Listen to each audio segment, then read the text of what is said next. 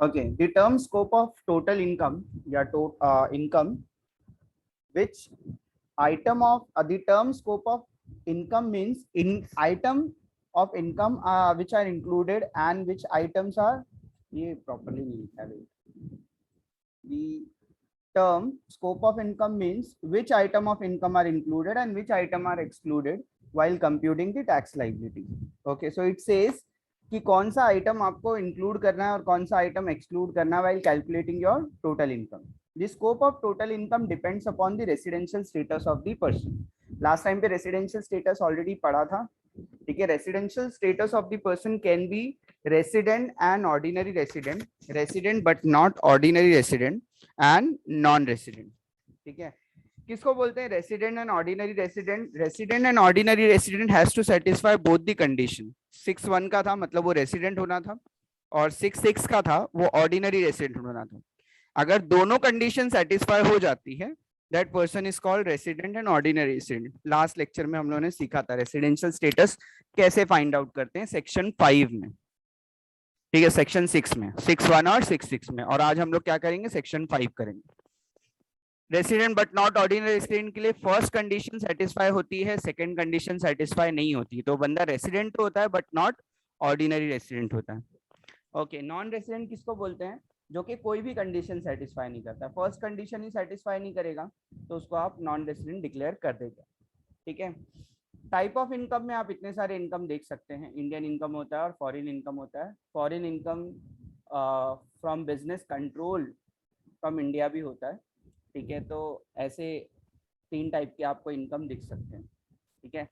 So when you talk about Indian income, it may be income which is received in India, income which is deemed to be received in India, income which is accrued in India, और income which is deemed to be accrued in India. ठीक है. तो received in India तो clear होता है कि India में receive हुआ है. किसको टैक्सेबल होगा? सबको टैक्सेबल होगा. ठीक है, किसी को भी छोड़ना नहीं. इंडियन इनकम सबको टैक्सेबल होता है, ये याद रखना है. Indian income is taxable to 3. ठीक है. Then we have income deemed to receive in India. Again ये इंडियन इनकम है. ठीक है, जो कि रिसीव इंडिया में नहीं हुआ, बट या तो उसका सोर्स इंडिया में था या तो उसको रिसीव इंडिया में होना था, कोई भी रीजन हो सकता है, बट इंडिया में रिसीव नहीं हुआ, इंडिया के बाहर रिसीव हुआ, but it is income deemed to receive in India. जैसे कि आपकी प्रॉपर्टी है, ठीक है, इंडिया में है आपकी प्रॉपर्टी, तो यही हम लोग सपोज करते हैं ना कि उसका रेंट इंडिया में ही होना चाहिए, या फिर कोई प्रॉपर्टी आपकी इंडिया में है तो उससे आने वाला इनकम आपको इंडिया में ही होगा, ऐसे ही सोचते हैं हम लोग. सो कनेक्टेड टू इंडिया होता है वो सोर्स ऑफ इनकम जो होता है आपका. तो उस केस में अगर वो रेंट डायरेक्ट, अगर आप यूएस में है और वो यूएस में बेचता है उसको, तो इंडिया में तो नहीं दे रहा आपको, रिसीव्ड इन इंडिया नहीं है, रिसीव्ड आउटसाइड इंडिया है. ठीक है, बट ये इंडिया, ये जो इनकम है ये deem to be received in India होगा, क्योंकि इसका सोर्स ऑफ इनकम कहाँ पर है? इंडिया में. ठीक है. तो ऐसा इनकम जो इंडिया में नहीं रिसीव हुआ है, ठीक है, लेकिन वो इंडिया में रिसीव होना चाहिए था, बिकॉज उसके सोर्स की वजह से, सोर्स ऑफ इनकम की वजह से. सपोज उसकी प्रॉपर्टी इंडिया में है तो उसको रेंट भी इंडिया में होना चाहिए था, बट वो रेंट इंडिया में रिसीव नहीं कर रहा है, वो बाहर रिसीव कर रहा है. ठीक है, आप कहीं पे भी भेज सकते हैं रेंट उसका. तो ऐसे इनकम को भी क्या बोला जाता है? इंडियन इनकम बोला जाता है. तो वो कनेक्शन फाइंड आउट हो जाता है इंडिया से. इनकम अक्रूड इन इंडिया, तो आपकी सैलरी है. रिसीव्ड और अक्रूड में तो डिफरेंस आपको पता है. रिसीव्ड में आपको आपकी सैलरी मिल जाती है, क्रेडिट हो जाती है, और अक्रूड में क्या होता है? वो मंथ हो जाता है आपका. तो आप मान लेते हैं कि मैंने अर्न कर लिया. अर्न कर लिया मतलब मैंने अक्रू कर लिया. जो सैलरी है वो आपकी अक्रूड है. ठीक है, अर्नड है, बेसिकली ऐसा बोलते हैं. इनकम अर्नड इन इंडिया, तो उसको अक्रूड बोला जाता है. ठीक है. अब वो रिसीव तो नहीं है, और रिसीव नहीं है तो डीम टू रिसीव का तो कोई पंगा यहाँ पे है ही नहीं, रिसीव वाला पार्टी नहीं आता. You have just earned it. ठीक है, आपने अपनी प्रॉपर्टी बेच दी, इनकम उसके ऊपर, जो उसके ऊपर आने वाला इनकम जो है वो अभी तक के आपने रिसीव नहीं किया, लेकिन आपने प्रॉपर्टी क्या कर दी? उसकी बेच दी है. तो you are liable to receive the income, you are eligible to receive the income. ठीक है, तो आप एलिजिबल हो जाते हैं इनकम रिसीव करने के लिए. तो आप क्या बोलेंगे? इसको इनकम एक्रूड बोला जाता है इन इंडिया. जब आप अर्न करते हैं तो उसका एक्रूड बोला जाता है. ठीक है. Income deem to be accrued, अब ये वैसे ही हो गया. ठीक है, आपने इंडिया में ही उसको अक्रू करना चाहिए था, लेकिन आपने मतलब वो बाहर उसको, वो उस जब वो इनकम अक्रू हुआ तब आप यहाँ नहीं थे, आप बाहर थे, लेकिन वो इंडिया में हो जाना चाहिए था। आप लोगों ने पीएफ वगैरह का केस तो सुना ही होगा किस तरह का होता है। ठीक है, पीएफ में आपके पैसे जमा होते जाते हैं। ठीक है, आप उसको बाहर से ही अप्लाई करेंगे। जब आप अप्लाई करेंगे तो आप अर्न करने के लिए लाइबल हो जाए, एलिजिबल हो जाएंगे आप अर्न करने के लिए उसको। ठीक है, लेकिन ना ही आपने उसको इंडिया में अप्लाई किया, ना ही आपने इंडिया में उसको रिसीव किया, है ना। तो इस टाइप के जो इनकम होते हैं वो अक्रूड इंडिया नहीं होते, बट क्योंकि आपकी पूरी सर्विस किस में गई है, इंडिया में ही गई है। भले आपने उसको यहाँ से अप्लाई नहीं किया, भले आपने उसको यहाँ पे रिसीव नहीं किया, तो ऐसे भी इनकम इंडियन इनकम ही माने जाते हैं। ठीक है, तो रिसीव्ड इन इंडिया भी इंडियन इनकम है। ठीक है, deem to be received in India भी इंडियन इनकम है। अक्रूड मतलब अर्न इन इंडिया भी आपका इंडियन इनकम है। और डीम टू बी अर्नड या deem to be accrued in India भी क्या है, आपका इंडियन इनकम में ही माना जाता है। ठीक है, फॉरेन इनकम क्या होता है, जो इंडियन इनकम नहीं है, फॉरेन इनकम है। ना ही वो रिसीव्ड इन इंडिया होगा, ना ही deem to be received in India होगा, ना ही अक्रूड इन इंडिया होगा, ना ही वो deem to be accrued in India होगा। ऐसे इनकम को आप क्या बोलेंगे, ऐसे इनकम को फॉरेन इनकम बोला जाता है। ठीक है, so it is taxable to, अगर वो उसका बिजनेस, अगर वो बिजनेस से है फॉरेन इनकम, और उसका बिजनेस जो है वो सेटअप इंडिया में हुआ है या फिर मैनेज इंडिया से होता है, मेजर इंडिया जो कंट्रोल, मेजर डिसीजन जो है वो इंडिया से लिए जाते हैं, कंट्रोल इंडिया से होता है, तो ऐसे इनकम को क्या बोल रहा है, फॉरेन इनकम तो आप बोलेंगे उसको। लेकिन foreign income from business which is controlled और मैनेज फ्रॉम इंडिया अगर रहेगा तो वो दो को टैक्सेबल होता है। ठीक है, देन अगर वो पूरी तरह से फॉरेन है, मतलब उसका बिजनेस भी इंडिया से नहीं है, कंट्रोल हो रहा है, तो ऐसे इनकम सिर्फ आर एन ओ आर को टैक्सेबल होती है। ठीक है, so we say like Indian income is taxable to three. ठीक है, foreign income from business controlled in India, तो वो दो को टैक्सेबल होगा। Then foreign income is taxable to one. ठीक है, so Indian income is taxable to three, foreign income is taxable to one, foreign income from business which is controlled from India is taxable to two. Is there any doubt?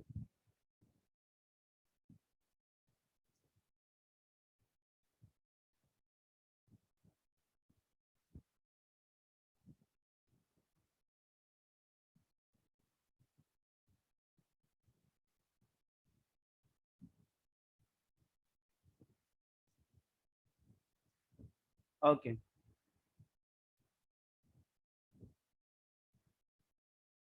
so इसी basis पे आपको क्या करना है आगे, इस question आगे इसके बेसिस पे ही आपको क्वेश्चंस सॉल्व करने हैं स्कोप ऑफ इनकम के ऊपर। ठीक है, so we have a practical question.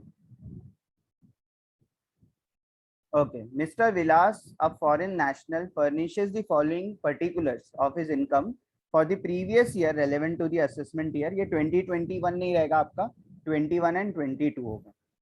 ठीक है, तो ये आपको याद रखना है। 20 ये असेसमेंट ईयर आपका 20 प्रीवियस ईयर आपका 2021 है, बट असेसमेंट ईयर जो आपका चल रहा है वो 21 एंड 22 ही रहेगा। ठीक है, ओके। सो पहला क्वेश्चन में थोड़ा सा ट्रिक है यहाँ पे। Profit on sale of plant eight London ₹46,000, half is received in India. ठीक है, तो आपका 46,000 जो है इनकम जो रिसीव है सेल ऑफ प्लांट से, उसका 46,000 का हाफ कितना हो जाएगा, 23,000। ठीक है, 23,000 इंडिया में रिसीव हुआ है, 23,000 इंडिया में रिसीव नहीं हुआ है, मतलब half is received in India and half is not received in India. ठीक है, तो जो रिसीव्ड इन इंडिया है उसको आप क्या बोलेंगे, उसको आप इंडियन इनकम बोलेंगे, और जो नॉट रिसीव्ड इन इंडिया है वो क्या होगा, आपका फॉरेन इनकम होगा। ठीक है, तो 23,000 is received in India and 23,000 is not received in India. ठीक है, एक एक्सेल शीट लेंगे।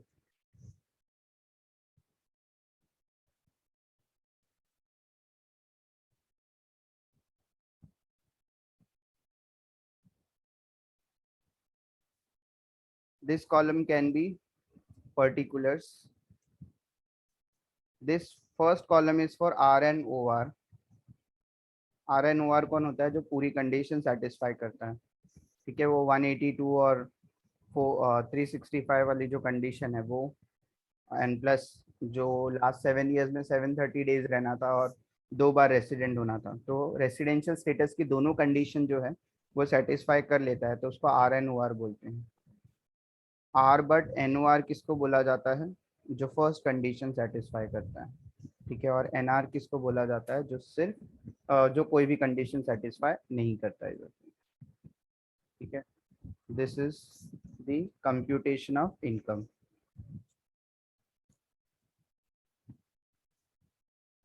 कंप्यूटेशन ऑफ इनकम, ठीक है।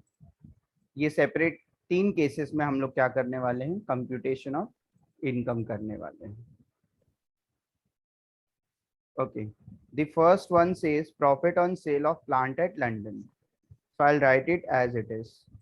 Profit on sale of plant at London. So वैसे तो ये फॉरेन इनकम है, बट यहाँ पे बोला है half is received in India and half is not received in India. Okay. So जो half received in India है वो तो सबको टैक्सेबल हो जाएगा क्योंकि इंडियन इनकम है, and Indian income is taxable to all irrespective of the residential status. Indian income is taxable to all. But जो फॉरेन इनकम है, फॉरेन इनकम किसको टैक्सेबल होगा, फॉरेन इनकम तो सबको टैक्सेबल नहीं होता है ना। सो फॉरेन इनकम से किसको टैक्सेबल होगा, आर एन ओ आर को। जो आधा 23,000 बच गया तो बाकी दो को टैक्सेबल नहीं होगा, सिर्फ आर एन ओ आर को टैक्सेबल होगा, ठीक है। समझ में आ रही है बात। दूसरे पे जाएंगे। तो सेकंड क्या है, सेकंड से profit on sale at Delhi, ठीक है। Profit on sale at Delhi,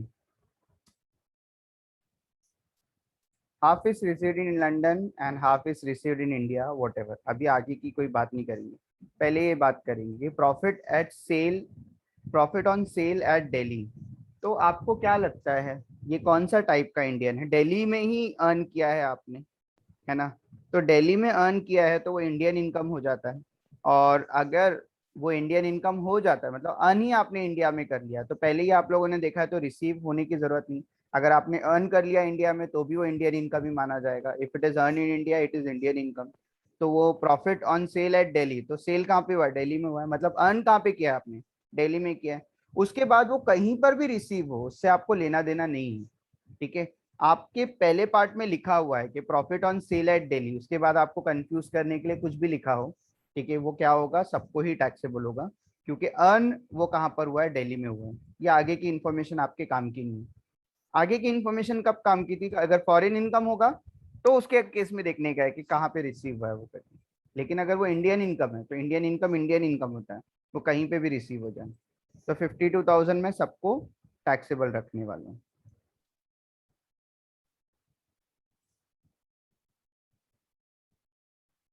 ठीक है।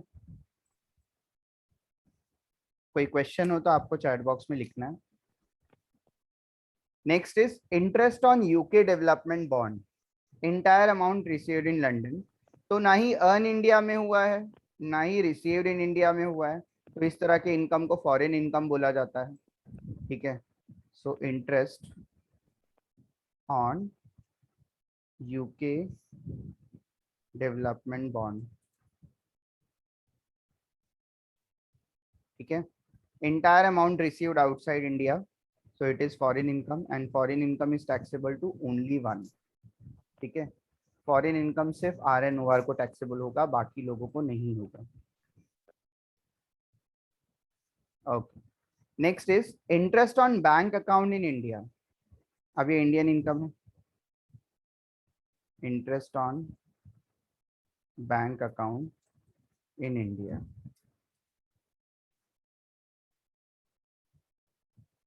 Interest on bank account in India, now it is Indian income is taxable to all. तो ये 5,000 जो है वो सबको टैक्सेबल होगा,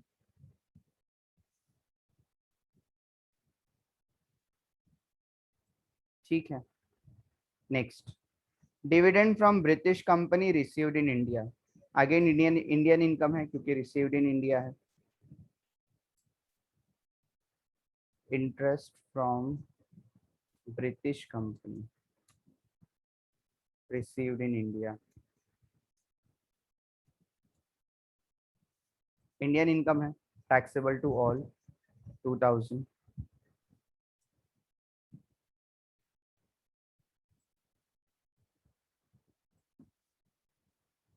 income from property in London, income from property in London,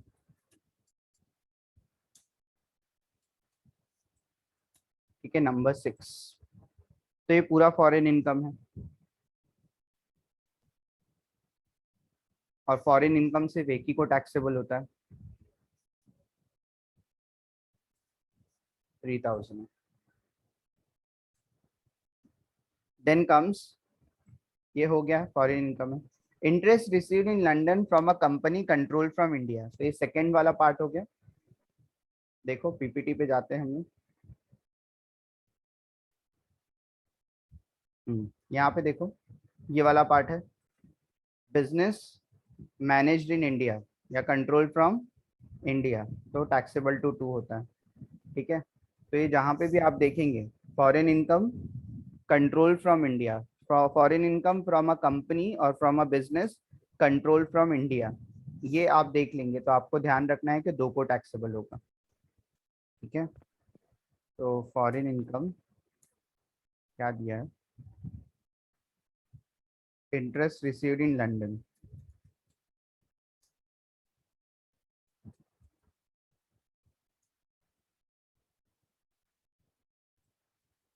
from a company which is control from India,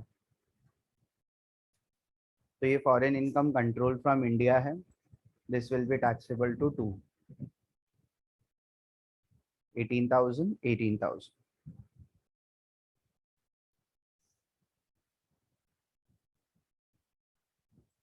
Okay, this was number 7. Number 8. Okay, profit from a business in Delhi. Profit from a business in Delhi. अब ये कहीं से भी manage हो उससे हम लोग को लेना देना नहीं है, ठीक है. ये प्रॉफिट, ये फॉरेन इनकम नहीं है. फॉरेन इनकम की 2 कैटेगरी होती है, whether it is control from India और नॉट, तो फॉरेन की होती है. इंडियन इनकम की कोई कैटेगरी नहीं होती है, Indian income is Indian income, और इंडियन इनकम सबको टैक्सेबल होती है, ठीक है. तो वो सारे वर्ड जो होते हैं ना वो आपको कंफ्यूज करने के लिए दिए होते हैं, थोड़ा ध्यान देना है आपको, ठीक है. तो इसके आगे जो दिया है मैनेज फ्रॉम इंडिया, इसका कोई लेना देना नहीं है क्योंकि ये इंडियन इनकम है. इंडियन इनकम की 2 कैटेगरी नहीं होती, इंडियन इनकम सिर्फ इंडियन इनकम होता है. Income from business in Ceylon, ठीक है, कंट्रोल फ्रॉम इंडिया. अब ये फॉरेन इनकम है, कंट्रोल फ्रॉम इंडिया, ये 2 को टैक्सेबल होगा. Income from a business in Ceylon control from India, ठीक है. तो ये फॉरेन इनकम है कंट्रोल फ्रॉम इंडिया, तो ये हम लोग सिर्फ 2 में लिखेंगे क्योंकि foreign income control from India है. सो आपको क्या ध्यान देना है, ये कि Indian income is taxable to ऑल, foreign income control from India is taxable to 2, foreign income is taxable to 1, that's it. Okay, next comes rental income from a property in Nepal, ठीक है. Rental property, rental income, rental income from a property in Nepal, deposited by tenant in a foreign branch,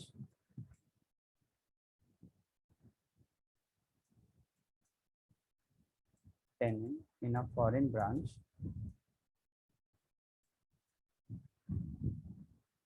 of Indian और foreign branch of Indian bank operating there. ठीक है, तो it says कि आपका tenant है बाहर, आपने इनकम डिपॉजिट किया है बाहर। ठीक है, सिर्फ एक चीज इंडिया से कनेक्ट हो रही है कि उसका बैंक अकाउंट जो है इंडियन बैंक है। इंडियन बैंक तो उसका नाम है, ऐसा नहीं है कि वो इंडियन बैंक है, या चलो इंडियन बैंक है तो मान भी लिया कि इंडियन बैंक है, तो प्रॉब्लम नहीं है। ठीक है, ऐसा इंडियन बैंक होने से भी ऐसा जरूरी नहीं होता है कि वो कंट्रोल फ्रॉम इंडिया ही हो। ठीक है, कंट्रोल फ्रॉम इंडिया होगी तो वहां पे भी लिखा होगा कि वो कंट्रोल फ्रॉम इंडिया है, ऐसा लिखा होता है क्लियर। ठीक है, बट यहाँ पर आपको ध्यान देना है कि कंफ्यूजन नहीं रखना है। ये अर्न इन इंडिया हुआ है और रिसीव भी वहीं पर हुआ है। ठीक है, सॉरी, अर्न भी आउटसाइड इंडिया हुआ है और रिसीव भी आउटसाइड इंडिया ही हुआ है, तो ये इंडियन इनकम नहीं है। भले कोई तो भी आपकी बैंक है जो कि यहाँ की बैंक है वो वहां पर है, तो इसका मतलब ये नहीं होता कि वो इंडियन इनकम हो गया। ठीक है, इंडियन इनकम होने के लिए दो चीजें जरूरी है।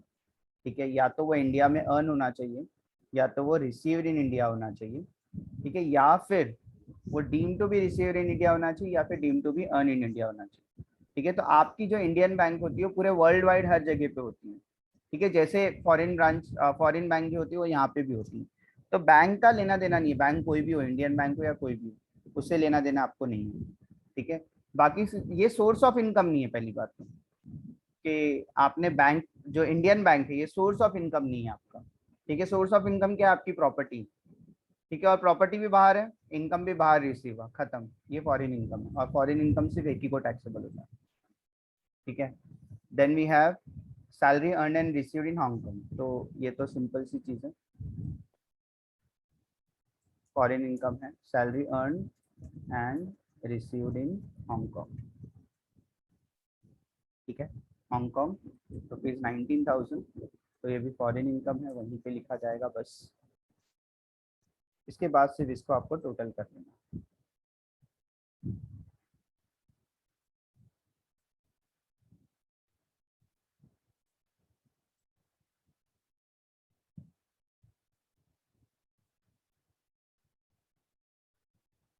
ठीक है, so we will total it up.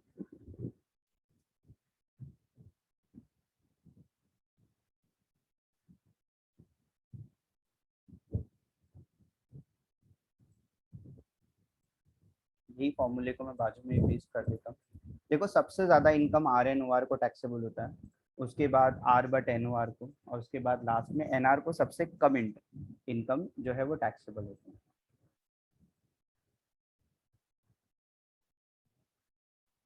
Gross total income,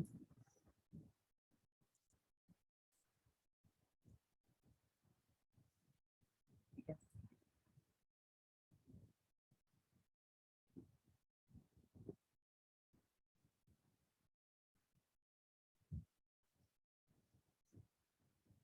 ये क्वेश्चन यहाँ पर है, क्वेश्चन नंबर 1, वो भी लिख देता हूँ मैं यहाँ पे।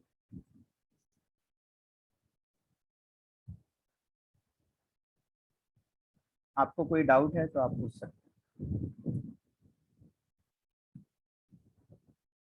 Any doubt any question, till then आपको मैं ये फॉरवर्ड कर देता हूँ।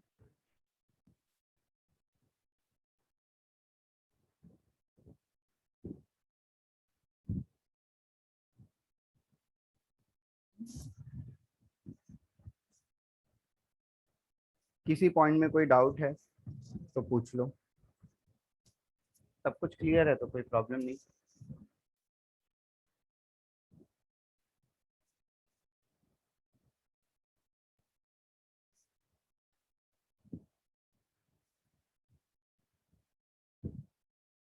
ओके सर, 10 पॉइंट नहीं समझा, ओके वेट,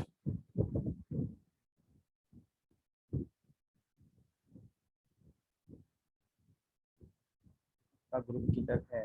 हाँ,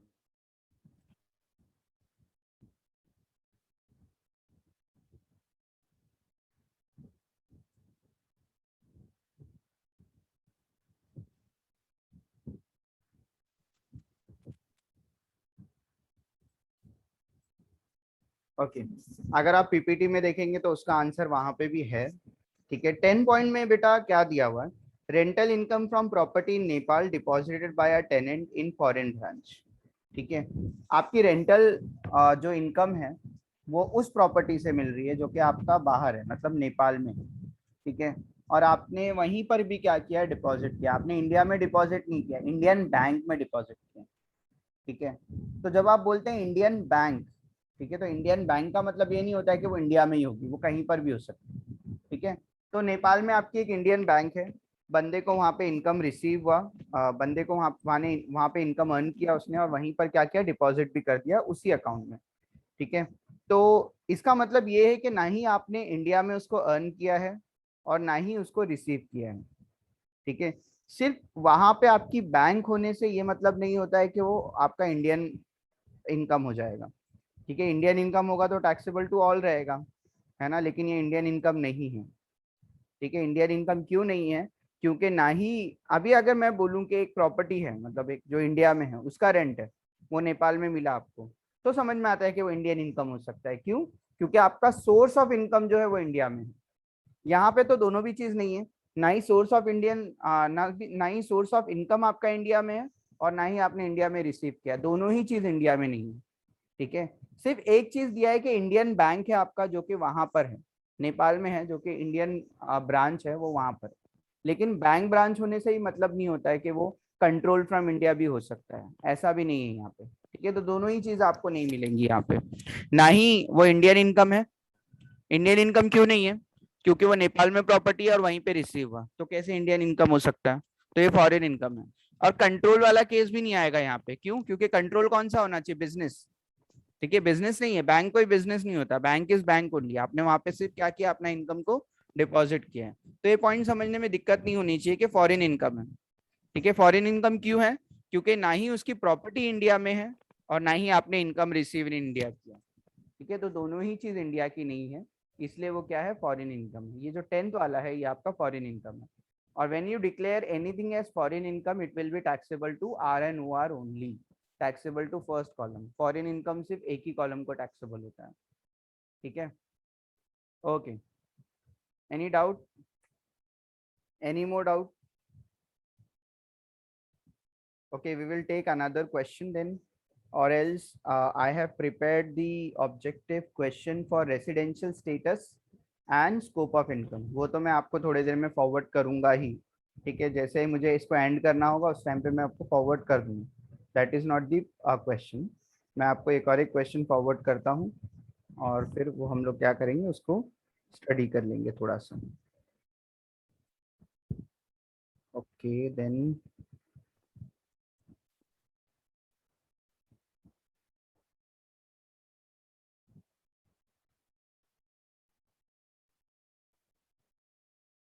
scope of total income.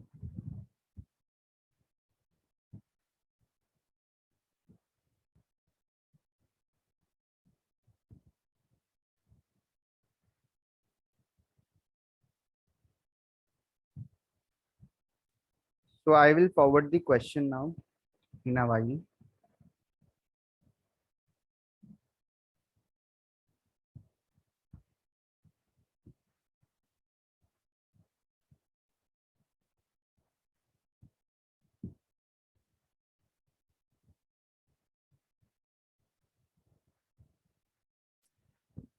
Questions.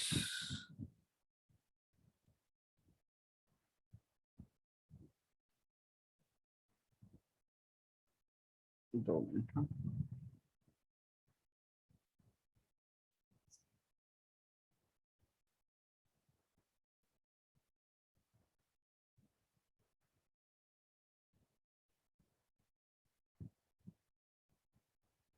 Okay, got it.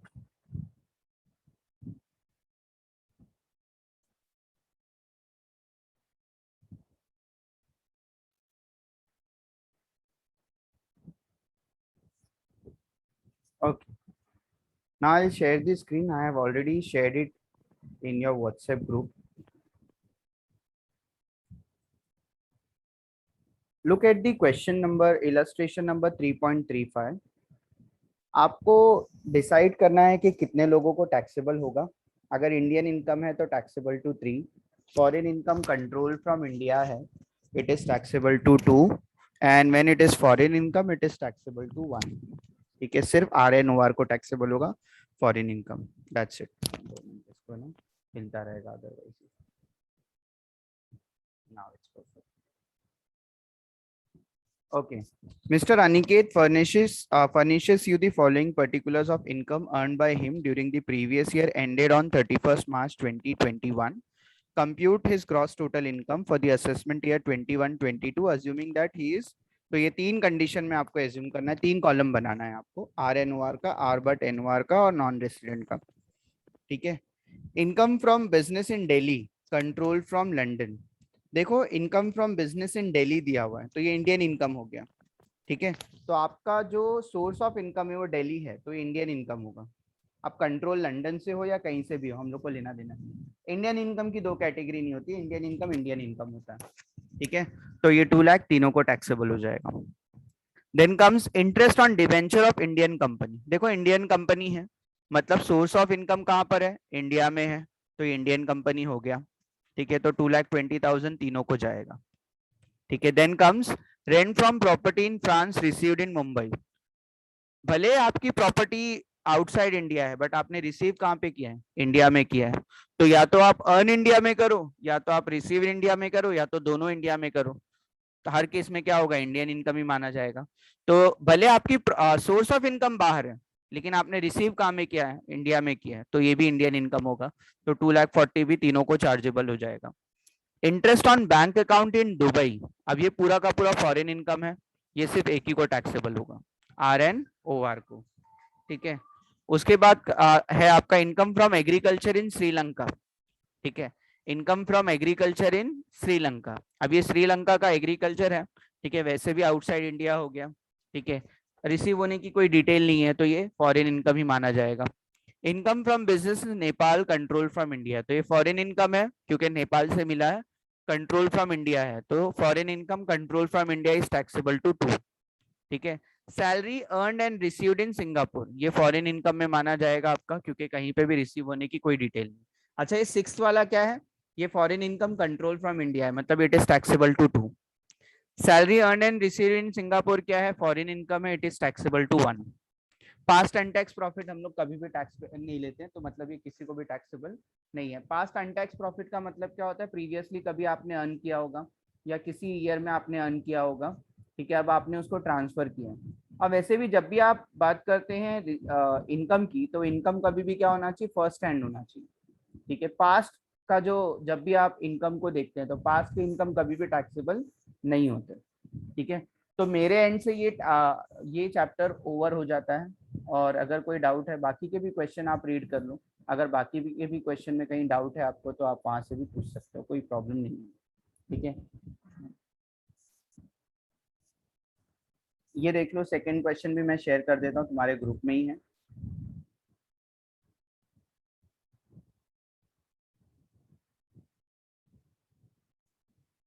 ठीक है, Mr. Vishwanath, an Indian citizen, furnishes the following particulars of his income earned during the previous year, relevant to the assessment year 21-22। ठीक है, तो ये 21-22 का assessment year के लिए आपको दिया है। Pension from Indian employer received in Sudan, तो ये इंडियन इनकम है क्योंकि सोर्स ऑफ इनकम कहाँ पर आपका, इंडिया है। Profit from business at Pune, तो आगे रीड करने की जरूरत नहीं, पुणे इंडिया में आता है तो इंडियन इनकम होगा। Income earn from business in Kuwait which is control from India, तो ये फॉरेन इनकम है, कंट्रोल फ्रॉम इंडिया है, तो ये foreign income control from India की कैटेगरी में जाएगा मतलब टैक्सेबल टू 2। लेकिन यहाँ पे भी कुछ है, 30,000 रिसीव्ड इन इंडिया है तो 30,000 इंडियन इनकम में आएगा, बाकी का जो बच जाएगा 14,000 बच रहा है ना, कितना 24,000 बच रहा है। टोटल इनकम कितना है, 54,000 है, जिसमें से 30,000 रिसीव्ड इन इंडिया है, तो 30,000 तीनों को टैक्सेबल होगा। जबकि जो बचा हुआ 24,000 है वो सिर्फ किसको टैक्सेबल होगा, सिर्फ आपका फर्स्ट RNOR जो रहता है उसी को टैक्सेबल होगा। ठीक है, तो यहाँ पर दो कैटेगरी होगी, received in India Indian income होगा, 54,000 जो है वो आपका income from business in Kuwait. अभी यहाँ पे आप एक्सेल में मैं बता देता हूँ, चलो शेयर करते हैं। Income from business in Kuwait, which is controlled from India.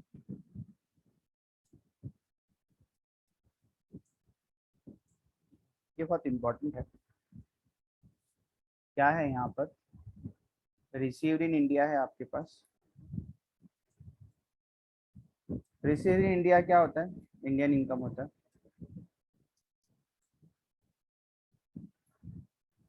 ठीक है, तो ये तीनों को टैक्सेबल हो जाएगा आपका। कितना है रिसीव्ड इन इंडिया? 30,000 है, तो ये तीनों को टैक्सेबल हो जाएगा। बचा क्या? 24,000। 24,000 क्या है?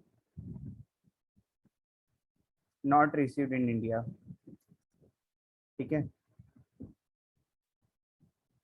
लेकिन ये नॉट रिसीव्ड इन इंडिया जो है, मतलब क्या हुआ? ये फॉरेन इनकम है। फॉरेन इनकम, और यहाँ पे दिया है कि it is control from India, तो foreign income control from India है जो बच गए हैं। तो जो 24,000 बचा अपना 54,000 में से, तो दो को टैक्सेबल होगा। ठीक है, तो ये आपको याद रखना। ये Indian income is taxable to 3, foreign income control from India is taxable to 2। तो ये थोड़ा सा ट्रिकी है, ठीक है, इस पर ध्यान देना। पास्ट अनटैक्स टैक्सेबल नहीं होता है। इनकम फ्रॉम एग्रीकल्चर श्रीलंका का है, रिसीव्ड इन इंडिया है, तो इंडियन इनकम है। Indian income is taxable to 3। Profit on sale of plant at Bhopal, Bhopal India में आता है, कहीं पे भी रिसीव हुआ वो इंडियन इनकम है। इंडियन इनकम मतलब taxable to all. Dividend from German company received in India, Indian income है। Profit from business in Rajasthan, तो राजस्थान इंडियन इनकम है, तो आप छोड़ दो, कहीं से भी कंट्रोल हो, तो Indian income is Indian income. Salary earn and received in Saudi Arabia, ये फॉरेन इनकम है। Interest on Bhutan development bond, entire amount received in Sudan, तो ये फॉरेन इनकम है। ठीक है, क्योंकि रिसीव इंडिया में नहीं हुआ, तो आपको ये चेक करना है कि या तो रिसीव्ड इन इंडिया होना चाहिए, या तो फिर क्या होना चाहिए, एटलीस्ट अर्न इन इंडिया होना चाहिए। तो दोनों में से कुछ भी हुआ तो इंडियन इनकम है। इंडियन इनकम है तो तीनों कॉलम में लिखना है, फॉरेन इनकम है तो सिर्फ एक ही कॉलम में लिखना है। और अगर foreign income control from India है तो वो दो को जाएगा, एक तो आर एन ओ आर और आर बट एन। ठीक है, यहाँ तक की स्टोरी क्लियर है? कोई डाउट है? मैं आपको एक टेस्ट लिंक दूंगा, अगले हाफ एन आवर में उसको आपको क्या करना है, सॉल्व करना है। ठीक है, टेस्ट लिंक मतलब ये मीटिंग शायद एंड हो रही है कि क्या मालूम नहीं, तो ठीक है, ये एंड नहीं होगी या तो एंड होने वाली है, डोंट नो, देखते हैं। मैं आपको तब तक की अटेंडेंस लिंक, सॉरी, आपकी टेस्ट लिंक भेज देता हूँ।